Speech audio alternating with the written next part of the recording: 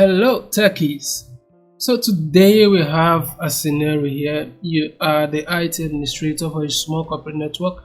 Your supervisor has asked you to gather some networking information for the CompTIA DHCP server. In this lab, your task is to use Microsoft Windows PowerShell to find answers to the following question: what is the IP address of the server and the rest. So let's check out the questions so that we know what tools to use to get our answers. Alright, IP address, subnet mask, that is definitely PowerShell. So we go to the start menu, right click and go to Windows PowerShell. Alright, so as usual, IP config space / all, enter.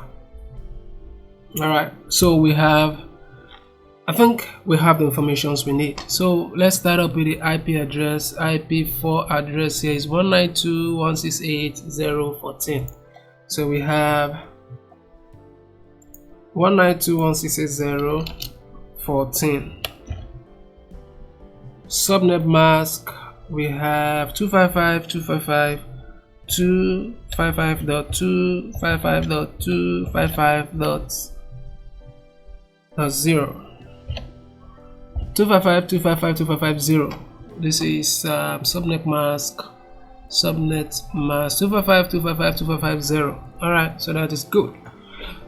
So question number 3: how did the computer get its IP configuration information? Of course, this is static manual configuration.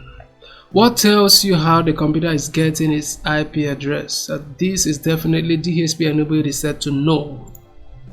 DHCP, you can hear DHCP enabled set to no. What tells you how the computer is getting its IP address? We've done that.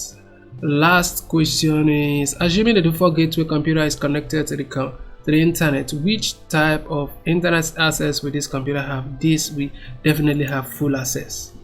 Let's check our answers. So everything seems correct here. Remember, if this video was helpful to you, consider sharing so that others can benefit also. Like and subscribe, comment. Thank you for watching, and I'll see you in the next one.